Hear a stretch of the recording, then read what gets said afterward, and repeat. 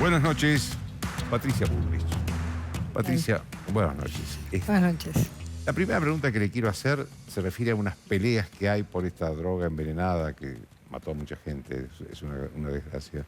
Pero hay una pelea entre Aníbal Fernández y Sergio Berni también se pelea con usted. ¿Quién tiene la razón en todo esto?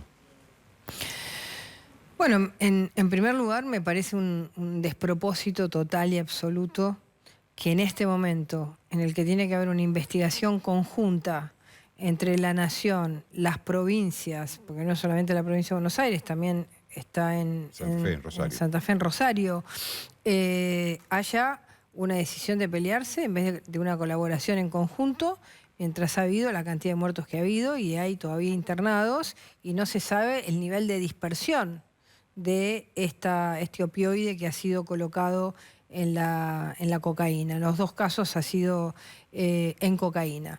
Es decir que el nivel de irresponsabilidad de un gobierno que decide pelearse entre los funcionarios, insultarse, en vez de atender la problemática de una sociedad que, usted imagínese el nivel de angustia de cualquier persona que sabe que tiene en su familia alguien que consume y que le dice no consumas y que por ahí por el nivel de adicción que tiene va a consumir y no sabe si va a consumir algo que lo va a matar instantáneamente.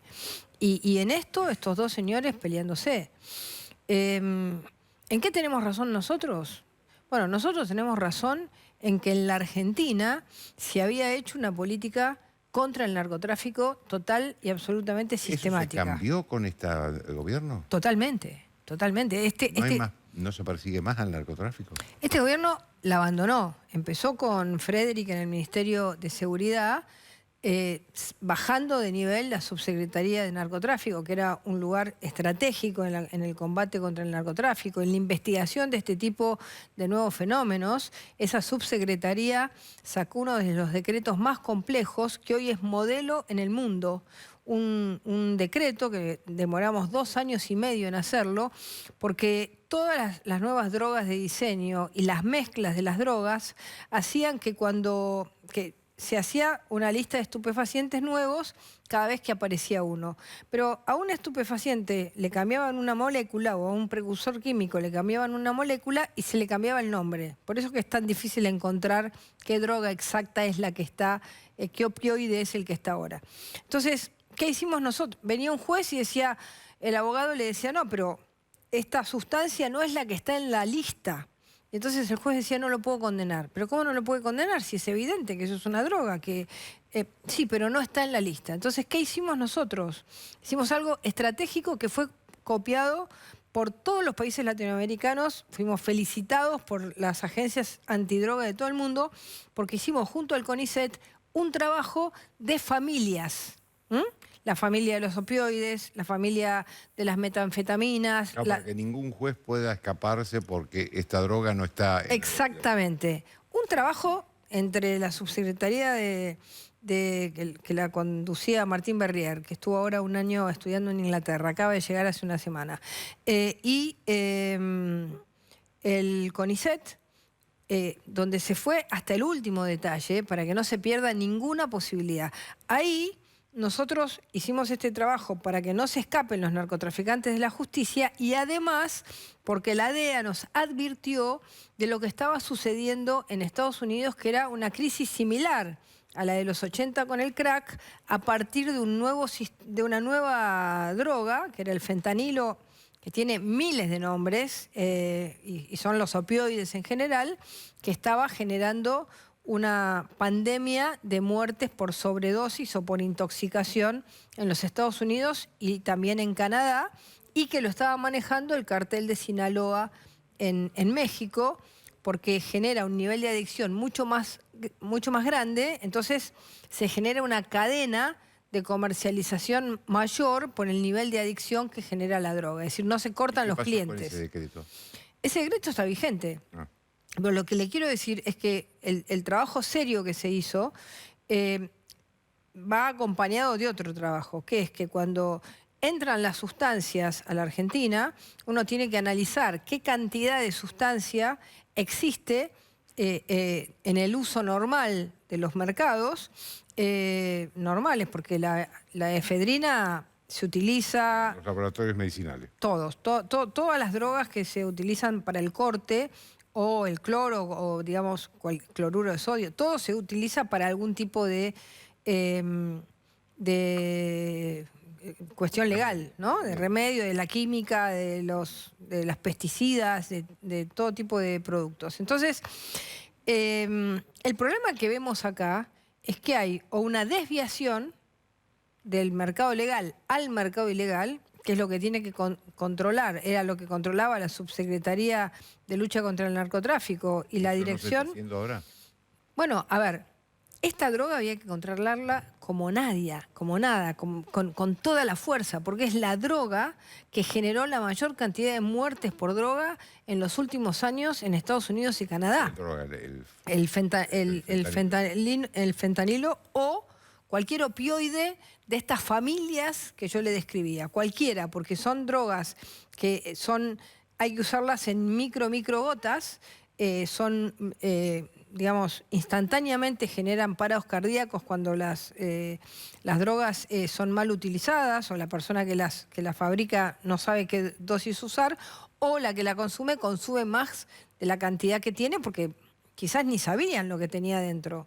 Lo hacen justamente para generar mayor nivel de adicción. Entonces, acá hay un problema serio que se sabía que iba a venir, está alertado, inclusive hay un informe de la Gendarmería del año 2020 describiendo todas las posibles entradas de los fentanilos, y nosotros en el año 2019 hicimos una alerta general a todas las fronteras, a la aduana, a los aeropuertos, a todos, al correo, para el control de este tipo de droga que podía entrar a la Argentina y que podía generar la misma crisis de muertes que había generado en Estados Unidos. Es decir, que esto era cuestión de seguir la misma línea, de profundizarla.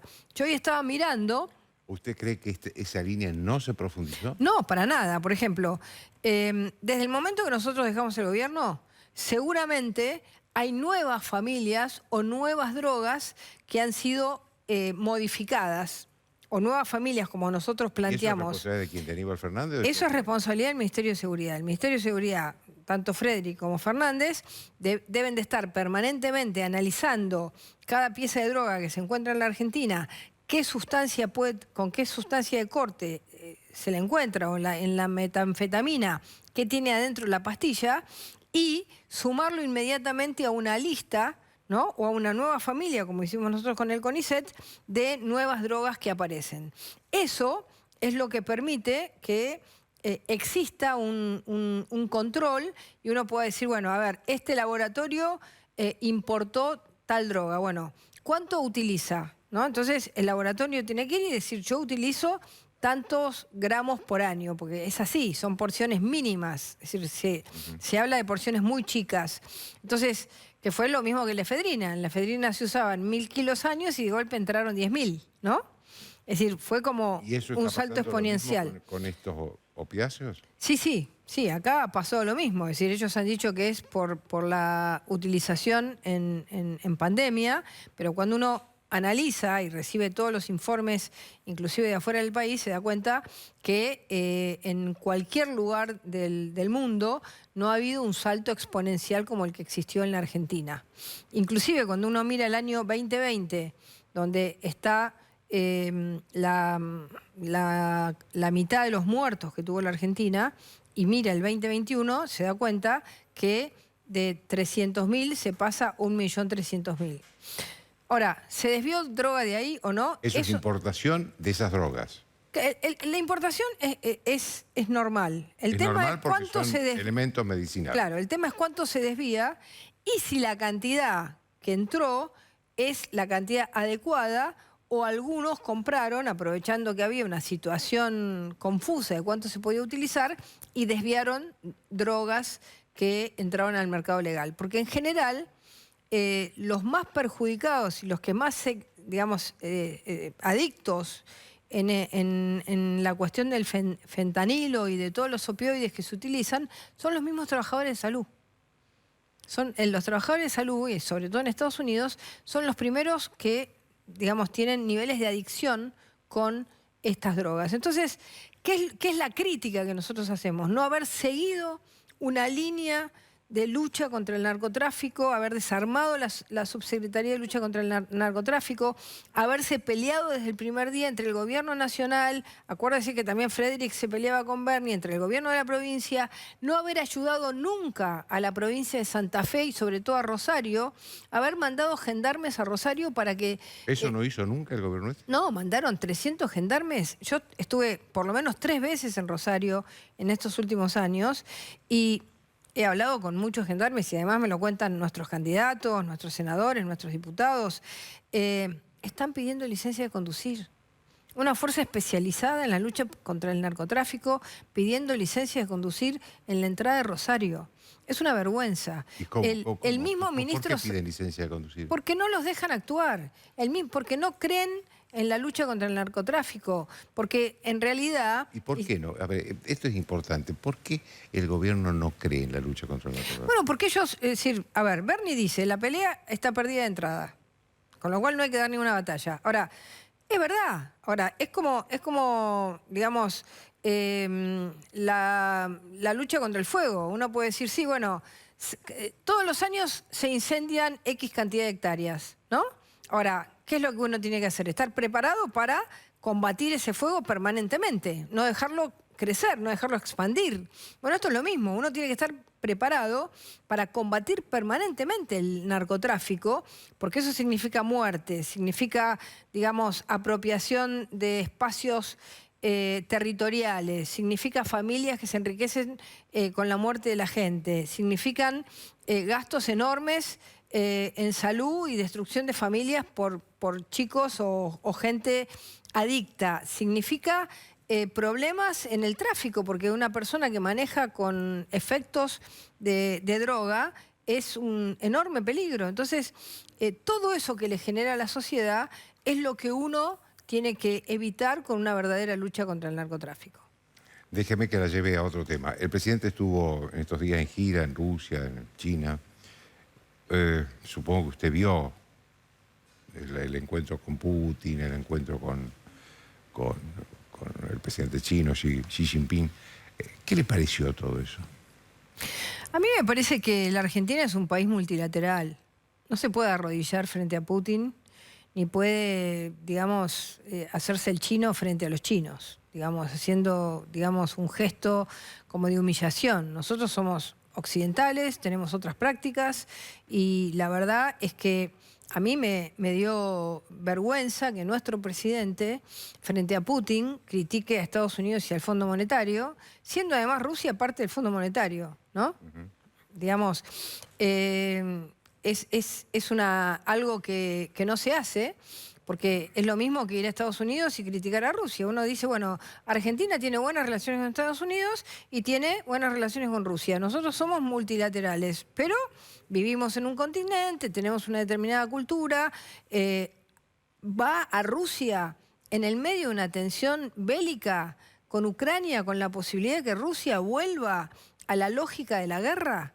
Es decir, me pareció inoportuno el viaje y sus formas de criticar a Estados Unidos y al Fondo Monetario cuando acababa de decir que firmaba un acuerdo con el Fondo Monetario y Rusia y China son parte del Fondo Monetario, parece, la verdad, un presidente que no representa con orgullo a nuestro país. Eso es lo que yo sentí. Lo mismo lo sentí en China, en estas posiciones tan ambivalentes, tan de arrastrarse frente al otro, ¿no? Es decir, parece, como diría Guido Di Tella, relaciones carnales, ¿no? Es decir... ¿Le preocupan los acuerdos que se firmaron con China? Los acuerdos con China son acuerdos que vienen de hace años. Ahora, China firma acuerdos, pero no larga un peso hasta que la Argentina no tenga capacidad de pago. También el presidente Macri estuvo en China y firmó acuerdos para inversiones en Argentina. Ahora, luego, China es un país que te dice, bueno, hacemos tal hora, tal hora, tal hora y tal hora. Ahora, hasta que la Argentina no tenga firmado su acuerdo con el Fondo Monetario, hasta que no esté estabilizada, hasta que no tenga capacidad de pago, no pongo un peso. Entonces, digamos, son acuerdos de 20.000 millones de dólares que solo llegan si la Argentina toma un camino de estabilización. Y hay ciertas cosas que son preocupantes. Por ejemplo, a mí, personalmente, me preocupa el tema de las comunicaciones. Porque en China, las comunicaciones, y esto lo hemos visto, han tenido... Por el 5, usted se refiere al 5G. Claro, tienen un control, están bajo un control del Estado muy fuerte, ¿no? Entonces, si nosotros queremos un mundo libre, vivir en libertad, que en las comunicaciones no haya nadie escuchando las comunicaciones de los argentinos, bueno, ¿qué vamos a ir? ¿A un modelo de comunicación bajo un Estado que utiliza, digamos, que no cree en la comunicación, en la libre comunicación, en la posibilidad del encriptamiento de la comunicación?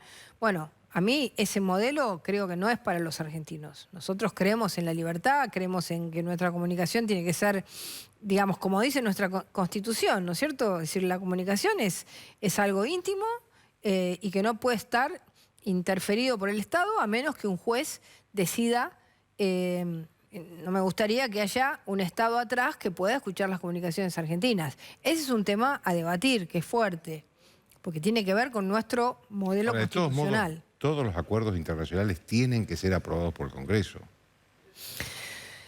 Bueno, depende. Digamos, el acuerdo que nosotros hicimos con el Fondo Monetario no fue aprobado con el Congreso. El Fondo Monetario es otra cosa. Porque la ley digamos, la ley de administración financiera tiene ciertas posibilidades. A los acuerdos con China. Los acuerdos bilaterales todos tienen que ser aprobados. Sí, bueno, yo fui diputada y voté en contra cuando se votó esto que aún no se sabe exactamente qué es, que es la base china en la provincia de Neuquén. La base espacial. Una base espacial controlada, porque hay que recordar que el Estado chino es un Estado, digamos, bajo el control del Partido Comunista y el Ministerio de Defensa bajo el control del Ejército Rojo. Todavía siguen con ese modelo, más allá de que es un país capitalista, que se ha desarrollado mucho, que ha tenido un cambio muy importante. Entonces, pero en lo político no. En lo político, esta base está directamente controlado por el Ministerio de Defensa chino, que es digamos, la fuerza militar china, no es una autoridad civil. Y la Argentina tiene una capacidad de entrada muy pequeña a esa base. Entonces, yo recuerdo cuando eso vino al Congreso, yo era diputada, nosotros votamos en contra de eso, todos los que hoy somos Juntos por el Cambio de alguna manera, ¿no? Votamos en contra. ¿Por qué? Bueno, porque es como que hay una parte del territorio argentino que es como que uno no puede entrar. Y entonces uno dice, bueno... Como una cesión de soberanía. ¿Qué concepción de soberanía existe cuando uno no puede entrar? Porque hay otras bases en la Argentina, como la que hay en Malargüe, en relación con la NASA y otras agencias, la agencia francesa y demás, que tiene, digamos, personal argentino, que es una joint venture, es un acuerdo entre países para lograr... No, pero en la base china pero en no esta se puede entrar. En esta no. En esta hay un monitoreo que es prácticamente como un lugar cerrado a los argentinos. Es decir, es una cesión de soberanía desde mi punto de vista. Ahora, el presidente, de todos modos, volviendo al Fondo Monetario y al acuerdo, dijo que va a mandar el acuerdo con el fondo cuando lo terminen. Todavía lo que hay es un principio de acuerdo. Cuando lo terminen, va a mandar esto al Congreso. ¿Qué debería hacer Juntos por el Cambio? Bueno, primero mirar el acuerdo, porque hasta ahora hay un principio de acuerdo. Exactamente. Y con este principio de acuerdo se le levantó Máximo Kirchner. Entonces, lo primero que yo creo es que nosotros no podemos volver a repetir la historia argentina, que ha sido nefasta, en el sentido de que el peronismo o el kirchnerismo ha querido ocupar todo el espacio político. Absolutamente todo. Como cuando el kirchnerismo hizo la transversalidad y se compró todos los diputados o se llevó ideológicamente a todos los diputados y senadores y dejó a la oposición en una minoría que éramos poquísimos los que habíamos quedado en la oposición.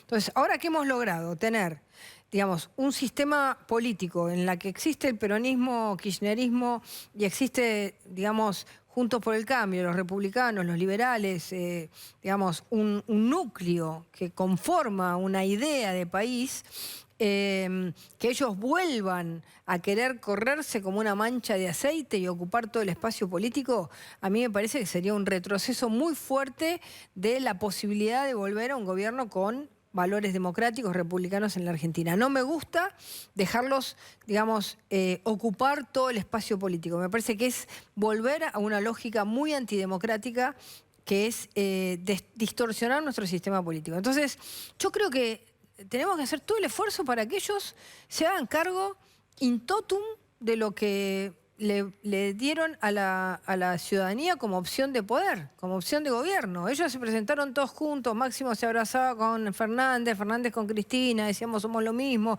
Bueno, son lo mismo, voten igual. Nosotros nos hicimos cargo de nuestro gobierno. Nuestros diputados y nuestros senadores, bajo 14 toneladas de piedra, votaron todos juntos nuestras reformas. Todo el mundo en nuestro gobierno, y recordemos bien que siempre el jefe de nuestro interbloque fue de la Unión Cívica Radical, es decir, el que condujo nuestro interbloque fue de la Unión Cívica Radical, sí, Mario Negri, siempre ordenó todo el conjunto de diputados y también en el caso del Congreso, Naidenoff y quien estuvo a cargo, se ordenó siempre el Congreso para apoyar el gobierno. Uno tiene que ser orgánico a la decisión de seguir con su gobierno. Si ellos ahora quieren lavarse la mano, decir, ¿y quién lo trajo acá Alberto Fernández? Bueno, lo trajo Cristina Fernández de Kirchner. Bueno, Cristina, Máximo, háganse cargo, porque ellos quieren salir sanos de una decisión de haber dejado, además, al país durante 2 años, que podían haberlo hecho, hace 2 años podían haber firmado esto, nos ahorrábamos 5.000 millones de dólares y ahora quieren salir indemnes para decir nosotros no metemos las manos en el barro. Es decir, la condición que pondría la oposición sería que el Frente de Todos vote todos juntos. Bueno, a ver, yo creo que es algo que vamos a decidir cuando veamos la carta.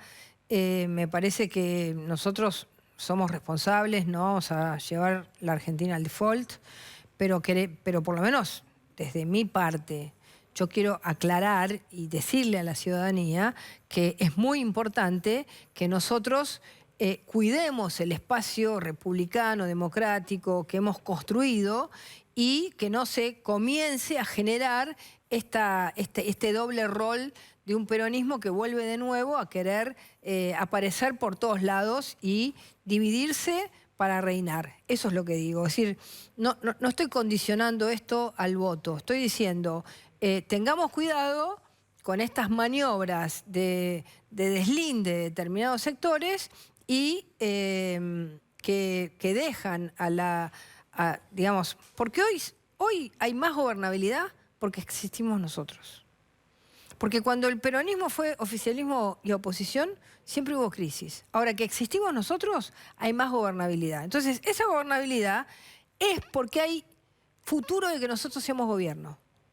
Entonces, ese futuro de que nosotros seamos gobierno lo tenemos que cuidar. Porque si no cuidamos eso, dejamos al país sin futuro. Y eso es Juntos por el Cambio. Hay menos movimiento, digamos, ¿qué crisis hubiera habido si el oficialismo se divide y no existimos nosotros? Terrible, terrible.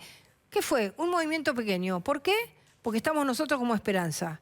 No nos rompamos nosotros como esperanza para salvar la ingobernabilidad de esta gente que no tiene ninguna responsabilidad. Hoy lo escuchaba a Gerardo Morales que decía que hay unanimidad en Juntos por el Cambio en que no haya un default. Pero por supuesto, nosotros no somos pro-default, somos anti-default.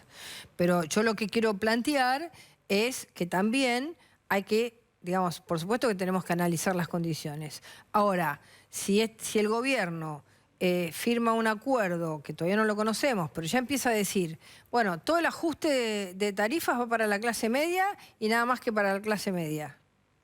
¿Qué sentido tiene eso? ¿Ir contra qué? Ir contra la posibilidad del progreso de la Argentina. Ir contra la posibilidad de aquellos que creen en Juntos por el Cambio, que es una opción. Entonces, nosotros vamos a ser los enterradores de aquellos que pueden sacar a la Argentina adelante. Nosotros vamos a enterrar por esta mirada obsesiva, clasista que tiene el kirchnerismo, vamos a enterrar más a la clase media, ¿la vamos a seguir destruyendo? ¿O vamos a cuidar un país con menos impuestos, con más posibilidades para la clase media? ¿Van a votar más impuestos? ¿Nosotros vamos a votar más impuestos? Nos comprometimos que no. Entonces hay que mirar muy bien la letra, no ir al default, se podrá votar el financiamiento, pero después habrá que mirar bien que la letra chica no sea más pobreza, porque menos clase media significa más pobreza. Eso es así. Déjeme que le haga una última pregunta. ¿Usted compite o siente que Gerardo Morales compite con usted por la candidatura presidencial del 2023? Total, a ver, digamos, en principio creo que todos estamos cuidando que el 2022 no sea un año de candidaturas, pero a mí me parece totalmente lícito y bueno y sano que el radicalismo o Gerardo Morales sea candidato a presidente. Me parece bien que el radicalismo haya salido bien en muchas provincias argentinas, en muchas junto con el PRO, en casi todas. Hubo, digamos, alianzas entre PRO y radicalismo PRO, algunas veces ellos arriba, otras veces nosotros, pero la gente vota la coalición. Es decir, el componente que le da fuerza a nuestra propuesta no es el PRO o la Unión Cívica Radical o la coalición cívica o el peronismo republicano. Es la capacidad de una fuerza que construya el cambio. Y lo que nos van a pedir para la próxima es que el cambio sea de una valentía y de una, digamos, y decirle la verdad a la gente. No se va a salir sin esfuerzo, se va a salir con esfuerzo. Pero si hacemos un esfuerzo, vamos a lograr después tener un futuro distinto. Si nosotros vendemos la idea de espejito de colores que está planteando este gobierno, que no, sin tocar nada podemos salir de la crisis. No. Hay que salir de la crisis tocando cosas, bajando impuestos, liberando a las empresas de los problemas que tienen, generando una modernización laboral, ayudando a las empresas tecnológicas, pensando en el nuevo mundo de las tecnologías y de los nuevos unicornios. Así salimos, no salimos no haciendo nada. Le agradezco mucho, Patricia. Muchas gracias. Después de la pausa, el senador Luis Juez.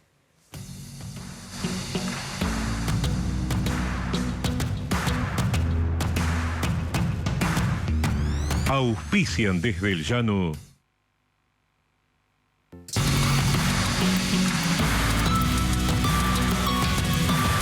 No dejemos de cuidarnos. Usemos siempre tapaboca. Mantengamos distancia. Elijamos espacios abiertos. Ventilemos lugares cerrados. Para más información, entra a buenosaires.gov.ar/coronavirus. Cuidarte es cuidarnos. Buenos Aires Ciudad.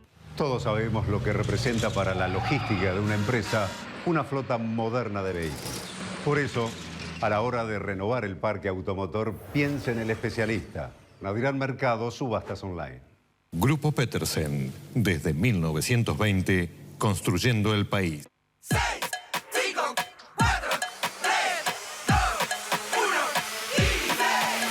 Son solo 6 pasitos, 15.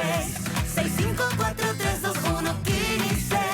Son solo 6 pasitos. A la suerte hay que ayudarla. Con el Kini estás a 6 pasos de tus sueños. ¿Qué esperás para cumplirlos?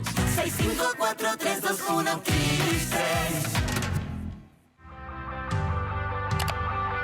Sentí sus sabores, sentí sus texturas, sentí sus colores. Encontrá en Mercado Libre la tienda oficial Jujuy Energía Viva.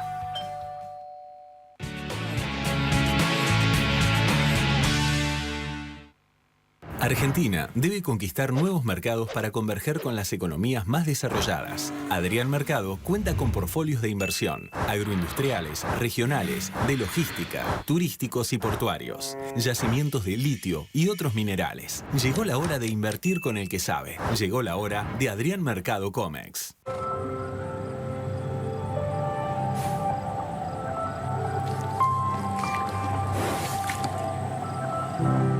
Verano en Córdoba. Vení, conectá, recarga.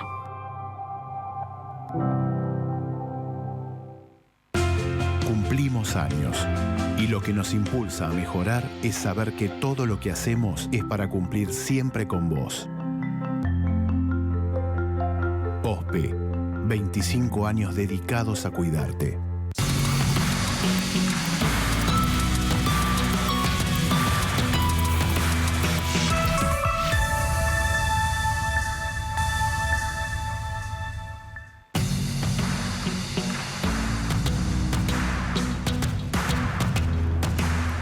Bien, como les dije, con el senador Luis Juez. Senador, la primera pregunta que quiero hacerle es ¿cómo ve usted el Frente de Todos, esta coalición peronista que gobierna y que se ha dividido en los últimos días? Digamos, ¿usted la ve a la coalición con posibilidad de seguir gobernando? Pero más aún, en el caso de Máximo Kirchner, ¿qué significado tiene eso en la política argentina?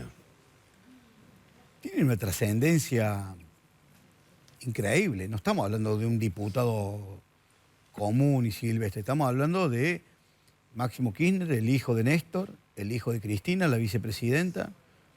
Un tipo que tiene un manejo, aparte del líder de la fracción más dura, más la cámpora, ideologizada que la cámpora. No es cualquier cosa, no es un diputado que se enojó y dijo, chao, no, me desresponsabilizo de la cuestión de la conducción del bloque. Todavía no lo hemos podido medir, esto también hay que decirlo, Joaquín, o sea, porque no sabemos cuántos diputados lo van a seguir a Máximo. Máximo eligió preservar ideológicamente su espacio político en lugar de sostener la gobernabilidad. Ahora, ¿de quién es responsabilidad eso? ¿Nos pueden culpar a nosotros los opositores? ¿Somos nosotros los que tenemos que subsanar un vicio insubsanable que se genera en el propio seno de la coalición de gobierno? Por más que lo hagamos, no lo vamos a resolver el tema. Porque aparte, la verdad, escuchaba a Patricia y me parece que es una buena definición. Vos en política no podés tener todo el abanico cuando gobierna. Vos podés ser opositor y podés tener un ala derecha, un ala de izquierda, algo más moderado en el centro. Pero cuando vos gobernás o te disciplinas con el que toma decisiones, o no sos parte del gobierno. Entonces tenés que elegir. Máximo va a tener que elegir no solamente la comodidad de haber abandonado la presidencia, va a tener que elegir si quiere seguir acompañando a su gobierno, porque es su gobierno. Y el presidente va a tener que... No alcanza con andar bautizando peronistas por todos lados en cualquier lugar del mundo. Va a tener que poner en caja. El principal respaldo de un gobierno es su propia fuerza política. Y Máximo le hace Estado una puñalada. Y no alcanza con que el presidente le interprete a Cristina y dice, no, Cristina está en contra, no. Cristina no ha dicho nada. Le iba a preguntar, senador, ¿usted cree que esto es solo Máximo en contra, como dice Alberto Fernández, de la opinión de la madre, o también está la madre detrás del hijo? Yo le pregunto al revés. ¿Usted cree que Máximo llegó a ser diputado solamente por sus méritos o porque es el hijo de Néstor? No, es porque es el hijo. ¿Usted cree que llegó a ser presidente de la bancada porque es un tipo virtuoso, inteligente o porque es el hijo de Cristina? Porque es el hijo. Entonces, ahí tiene la respuesta. ¿Usted cree que Máximo puede tomar una decisión de esta característica en un momento tan complejo, conduciendo el espacio más complicado, más duro y más radicalizado del Frente de Todos sin que Cristina esto lo sepa? Cristina, que le gusta saber de todo, que le gusta husmear en todos los lugares, que le gusta tener la centralidad de la toma de decisiones. Máximo, el presidente de la bancada de diputados, donde son más fuertes que en el Senado, inclusive por el nivel de debate y por la cantidad de integrantes, puede haber tomado una decisión sin que Cristina... Bueno, por lo pronto, si esto fuera así, me encantaría escuchar a Cristina, no a Alberto. Que Alberto haga de ventríloco de Cristina, ahora él la interpreta a Cristina y dice Cristina dijo que está en contra de lo que... Cristina se mantiene en silencio. Bueno, que escriba una carta. Si no quiere hablar, que escriba una carta. Porque la verdad, yo no le creo sinceramente que esta decisión la haya tomado Máximo en soledad, como un adolescente enojado que se le rompió la Play y le pegó una patada al televisor. No lo creo. Lo digo con toda sinceridad. Los que lo conocen en profundidad Máximo lo tienen como un dirigente cerebral, tipo cabrón, pero cerebral desde el punto de vista de lo que está mirando. Es de decir, lo que está no, viendo. no haría una locura improvisada. Pero aparte, probablemente en el peronismo en su conjunto no haya un proyecto político, pero la Cámpora lo tiene. Tiene un proyecto de poder. Joaquín, no jodamos. El proyecto de la Cámpora debe ser el proyecto más serio que tiene el peronismo allá adentro. O sea, los gobernadores pueden ser un laberinto de indefiniciones, pero la Cámpora dentro del peronismo es el proyecto político con mayor nitidez, trabajo y si no, no estarían manejando todas las cajas políticas. Todas las cajas del Estado las maneja la Cámpora, con un solo objetivo, que es permitir que el tiempo transcurra hasta que sus dirigentes políticos vayan ganando volumen y vayan construyendo territorio. Es un proyecto de expansión y como la mancha de aceite en el papel de arroz. O sea, no. O sea, usted me dirá, bueno, no, probablemente algunos periféricos, algunos intendentes del conurbano, algunos gobernadores. Ahora la Cámpora tiene un proyecto de poder, diría que es el único proyecto de poder en serio que existe dentro del peronismo. ¿Lo remataría? ¿Lo reventaría? ¿Lo tiraría por la ventana nada más que por una cuestión de capricho? No, claramente Máximo decidió quedarse con el relato que bancara un gobierno. Entonces es una responsabilidad que ojalá que cuando este presidente venga de Barbados, ahora está tomando sol en Barbados, haciendo peronista allá en Barbados, seguramente la primera dama allá, la primera magistrada allá en Barbados, que dicen que una mujer, capaz que también la convierta al peronismo, va a tener que tomar decididamente una decisión. En el Senado, convocaron extraordinaria, pasaron 2 semanas, no pasó nada. ¿Usted cree que va a haber sesiones extraordinarias? Pero y con este nivel de fragilidad... Ya faltan 20 días para el 1 de marzo. Y no convocaron una comisión, acá estamos. Yo estuve la semana pasada y acá estoy. ¿Y a qué le atribuye usted eso? Y por ese tema, el tema es mucho más delicado. Porque yo me atrevo Por las a decir divisiones internas. Y la conducta de Máximo es una conducta... ¿Y cuántos Máximos tenemos en el Senado? ¿Usted sabe? No. Yo no. ¿Cuántos senadores comparten la idea de Máximo? No sé. ¿Cuántos diputados comparten la idea de Máximo? ¿O es Moró solamente y la hija de Moró? No sé. Yo le digo la verdad, no sé. Entonces hay un tema que lo primero que tiene que hacer el gobierno es despejar estas dudas. Eso le iba a preguntar, pero como estamos hablando del fondo y según una ley que hizo sancionar Alberto Fernández, el acuerdo con el fondo tiene que ser aprobado por el Congreso, ¿cuál es la actitud que debería tomar Juntos por el Cambio, que es un bloque que usted integra? Primero, conocer de qué se trata. El día que no iban a explicar de qué se trata, Guzmán decidió ir a la casa de la vicepresidenta. Terminó en el departamento de Cristina y no en la reunión con los gobernadores y los presidentes de las bancadas nuestras. O sea, desconocemos absolutamente. Absolutamente. O sea, no soy un necio, Joaquín. Pretendo gobernar mi provincia dentro de 2 años. ¿Usted cree que para un gobernador le resulta indistinto estar colgado de la pinceleta del mundo a espalda gobernando con relaciones con Nicaragua, Cuba y Venezuela? No. Claramente, las obras importantes en el interior de la Argentina se financian con créditos internacionales. Mi provincia tiene una deuda de 297.000 millones de pesos, casi todo en dólares de cortísimo vencimiento. ¿Usted cree que o sea, por supuesto que el tema del default es una locura, pero tampoco, lo menos que uno puede pretender es tener conocimiento de qué estamos por firmar, cómo es el tema, de qué manera, cuáles son los sectores, dónde va a venir la achique, quién se va a hacer cargo, qué sectores van a... O sea, si a mí me dicen, bueno, vamos a ver con el sistema previsional, ¿en serio? Le vamos a trasladar al 84% de los jubilados que cobran la mínima y Cristina va a seguir cobrando 3.100.000 pesos por mes. O sea, quiero saber de dónde va a salir la plata, los recursos. Tenemos un nivel de responsabilidad que debería tener el gobierno en estos momentos. Pero no me pida a mí que a esta altura del partido, sin conocer absolutamente nada, le dé una definición de algo que ignoro, le juro, y no por falta de voluntad. No, toda la oposición ignora. ¿Y le ignora el gobierno? ¿O el gobierno sabe, o algo Máximo sabe que no sabemos nosotros? Y reculó y nos dejó esperando y tirándole una responsabilidad a nosotros los opositores. Yo digo, vamos a estar a la altura, somos un proyecto plural, generoso, amplio, con distintas... ¿Hay diferencias junto por el Sí, cambio? claro, hay diferencias. Yo lo escuchaba a Patricia, por ahí los porteños les gusta hablar de los partidos nacionales. Nosotros en Córdoba, el Frente Cívico integra la coalición, integramos Cambiemos y somos un partido provincial.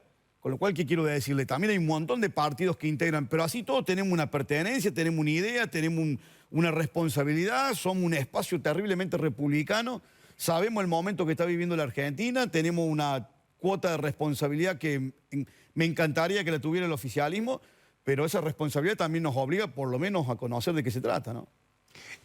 Dígame, usted seguramente vio las filmaciones del presidente en Moscú, en China, sobre todo la de Moscú, que es la que más sorprendió, la de la conversación del presidente con Putin.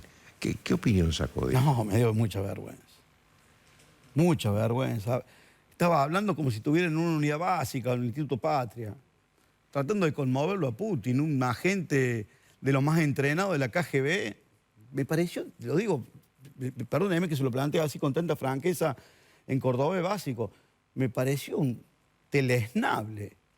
Me pareció, la verdad, yo no podía creer que este hombre se estuviera refiriendo a un presidente como el presidente ruso, raspando a los americanos, como si el tipo quisiera escuchar eso. Pero yo no sé, el lenguaje internacional es complicado, es difícil, el lenguaje internacional es ni, so, nunca sí, no. O sea, pero alguien debería asesorarlo a este hombre, alguien debería decirle, mira, che, no hace falta que te tire al piso, que le chupé la media, mira que este tipo no compra nada, mira que este ruso pero no va a conmover ni con un vaso de vodka. Yo lo veía y digo, qué patético, la verdad me daba vergüenza, le juro, lo digo como argentino, con mucha responsabilidad de lo que estoy diciendo, porque la verdad no deja de ser mi presidente, pero me pareció lamentable. Es más, que estoy seguro que si alguien le preguntara a Putin qué le pareció la entrevista, le diría, la verdad que este guaso se vino a tirar de palomita al piso, nadie le pidió eso, vino a hablar mal de Estados Unidos, a hablar mal de los organismos internacionales.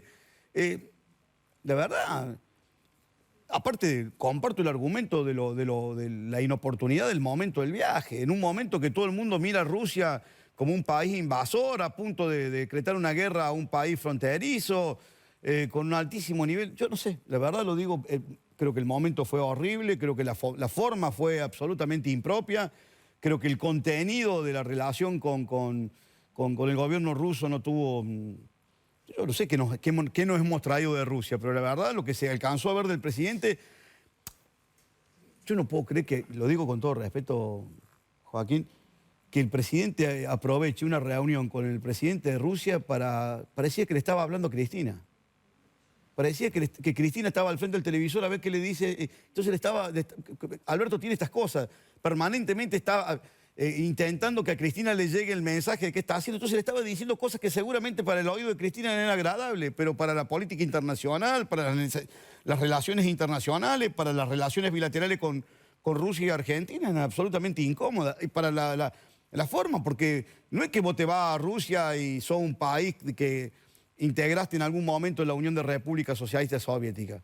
O sea, estamos en la otra punta del mundo, tenemos que seguir comerciando, tenemos que seguir negociando, tenemos que seguir vinculándonos con otros sectores, con nuestros vecinos. O sea, que no piensa hablar con más nadie. Pensó que después de hablar con Putin no va a hablar más nadie, nunca más nadie por los próximos 24 meses. La verdad, digo, si usted me pregunta una síntesis en una palabra, me dio vergüenza.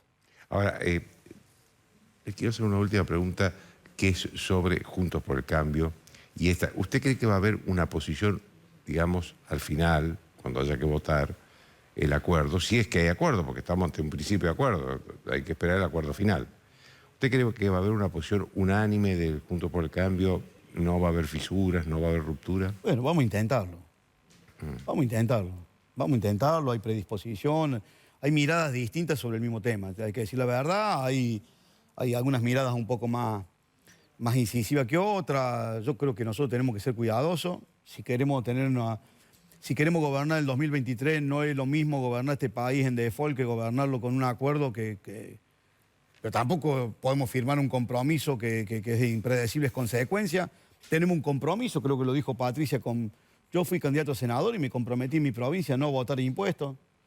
Me comprometí con mis votantes a tratar de dejar de asfixiar a la clase media, permitir que el tipo que produce, que trabaja, también es cierto que un gran parte del sector en mi provincia, metal mecánico, exportador, agroexportador, de maquinarias agrícolas, dice, che, no nos descuelguen del mundo, no crean que nosotros le vendemos cosechadora a Nicaragua o a Cuba, guarda, No, ese tema de vivir a espalda del mundo, miren que nosotros tenemos que salir a vender los productos que generamos, miren que tenemos que ir a buscar componentes y si ustedes quedan afuera del mundo no vamos a poder terminar de construir nuestra... Entonces hay una situación que debemos atender, pero también es parte del compromiso que hemos asumido no seguir pisando el hombro al que produce, al que trabaja, al que paga salario, quincena.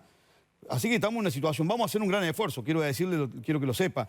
Por eso nos desconcierta lo de Máximo. Por eso nos incomoda la cobardía de Máximo. Por eso a mí me irrita la terrible cobardía de un tipo, porque cuando uno gobierna tiene que poner la cara, aun cuando su gobierno se equivoca. Cerrar la puerta, discutir. Mire que yo he sido muy duro con mi gobierno. Pero cuando había que tomar una decisión, se tomó de manera unívoca, todos para adelante. Estábamos, no, pero mira que te va a equivocar, bueno, está bien, te voy a acompañar porque ese es mi compromiso. Querer salvar la ropa, esa idea de salvar el pellejo personal, esa idea de quedarme con el relato para las dudas que no vaya a hacer cosas, que esto termine destrolado y desmarcarme del gobierno. Mira, Alberto Fernández no podría haber sido presidente si Cristina no lo ponía como candidato encabezando la lista. Y si Máximo no la convencía que había que hacer esa maniobra. Usted sabe cómo fue esa historia. Sí. Entonces ahora que se haga responsable de la decisión que tomó. Y después nosotros evaluaremos como opositores y después también el juicio de la historia nos tocará y deberemos darles explicaciones que correspondan. Pero ahora por una actitud de cobardía, por un salvataje personal de su propia agrupación, pensando más en el relato del 2023 que en las circunstancias que viven hoy los argentinos, esos actos de cobardía también hay que ponerlo arriba de la mesa. Es un acto de cobardía lo de Máximo, porque no se anima a dar ese debate puertas para adentro. Si lo pierde, bancatela, es un problema tuyo, es un problema de la coalición de gobierno. Pero bueno, estamos todos los argentinos en este barco y esperemos que de alguna manera u otra intentemos entre todos llegar a buen puerto, ¿no? Le agradezco mucho, senador. Bueno, gracias a usted por la invitación. Después de la pausa voy a hablar yo también del viaje del presidente a China y Rusia.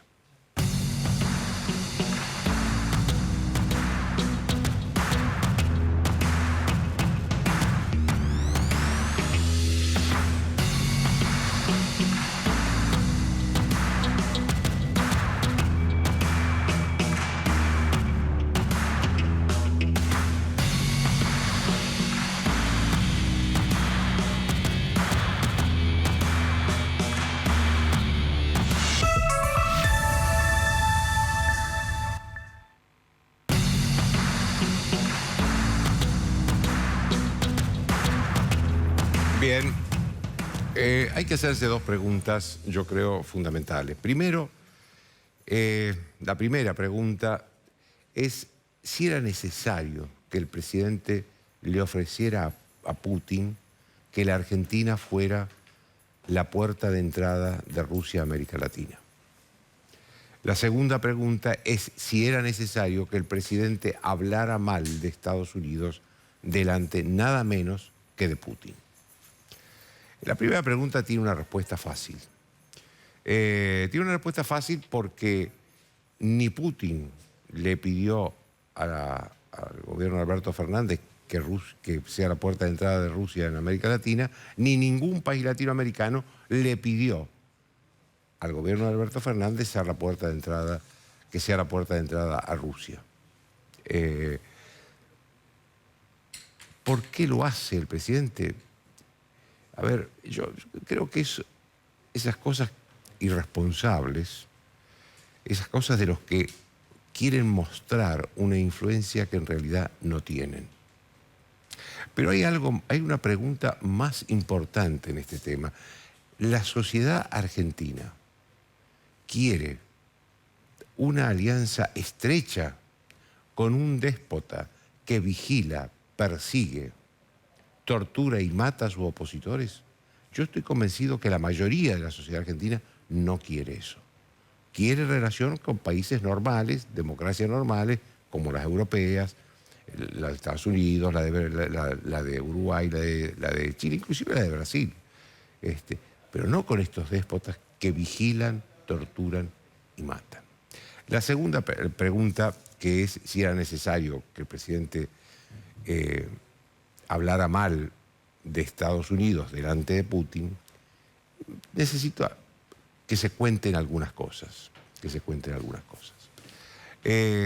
Hace poco el gobierno argentino, hace 10 días el gobierno argentino difundió, informó que había llegado a un principio de acuerdo con el Fondo Monetario Internacional. Para que eso sea posible, el gobierno de Estados Unidos, a pesar de lo que hoy dijo el presidente, tuvo una fuerte influencia en el fondo para que eso fuera posible. El presidente hoy lo desconoció cuando todos los voceros de su gobierno lo habían aceptado y habían informado de la importante influencia que había tenido Estados Unidos en el fondo. Estados Unidos es el principal accionista del fondo, pero hay también en el fondo países con influencias importantes, como Alemania, Japón, Francia. En síntesis, con Estados Unidos a favor del acuerdo, es posible llegar a un acuerdo pasando por el examen de los otros países que son importantes, como Alemania, Francia, Japón, fundamentalmente. Sin Estados Unidos es casi imposible un acuerdo. ¿Por qué? Porque la mayoría de los otros países tienen relaciones mucho más estrechas y antiguas con Estados Unidos que las que tenemos nosotros, sobre todo los países importantes, Alemania, Japón, Francia. Hace poco el canciller Cafiero, Santiago Cafiero, viajó a Washington, se vio con el secretario de Estado, es decir, el par suyo, el canciller norteamericano, Anthony Blinken, y le pidió que contribuyera el gobierno norteamericano a que se resuelva un acuerdo con el Fondo Monetario Argentino. A pesar de que muchos sectores, sobre todo el área económica del gobierno norteamericano, estaba en contra de facilitar, no en contra del acuerdo, pero sí de facilitar de que las cosas sean fáciles, el ala política logró imponerse y el gobierno del presidente Joe Biden se comprometió e influyó en el Fondo Monetario para ese acuerdo. Inmediatamente después, obviamente, hubo el acuerdo, el principio de acuerdo, que se anunció. Inmediatamente después el presidente Alberto Fernández viajó a Moscú y allá dijo lo que dijo. Que hubiera sido un gesto desagradecido en cualquier circunstancia, pero es ahora un gesto enormemente inoportuno. Hay un estado de guerra en Ucrania, donde el señor Putin está amenazando con invadir Ucrania. Hay 100.000 soldados, ha mandado misiles, poderosos misiles a la frontera con Ucrania. Hay preocupación de Europa. Este es un problema fundamentalmente europeo. De hecho, el presidente francés Macron estuvo hoy con Putin hablando de este tema para desescalar el conflicto. El primer ministro alemán estuvo con Biden para hablar de este tema. No, como dice Fernández, para hablar de cualquier cosa, no, para hablar de Ucrania. Porque Ucrania, que tiene obviamente fronteras con Rusia, la sociedad ucraniana se está preparando para una eventual guerra. En este contexto, el presidente argentino no dijo nada, absolutamente nada de lo que está pasando en Ucrania, como si ignorara, como si nadie le hubiera contado que el mundo está en esta situación, que Europa está preocupada porque puede tener una guerra en las puertas de Europa, porque Estados Unidos ya mandó soldados a la frontera con Ucrania. Nada de esto estuvo, solamente agradeció la vacuna Sputnik, que el gobierno argentino la pagó prolijamente, porque el señor Putin no regala nada, la cobra prolijamente. Dicen que lo último que se sabe es que el presidente dice que, dijeron en la delegación que el presidente no sabía que lo estaban filmando, pero no que lo estaban grabando al audio. Si esto fue así es peor, porque entonces que estaba tratando de hacer una alianza, pero para que nadie se entere.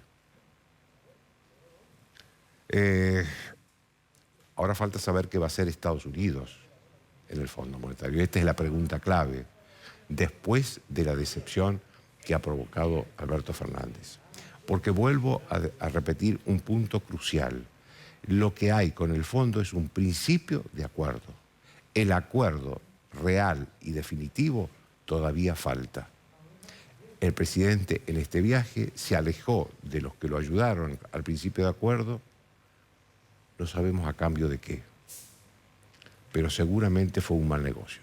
Chau, hasta el lunes.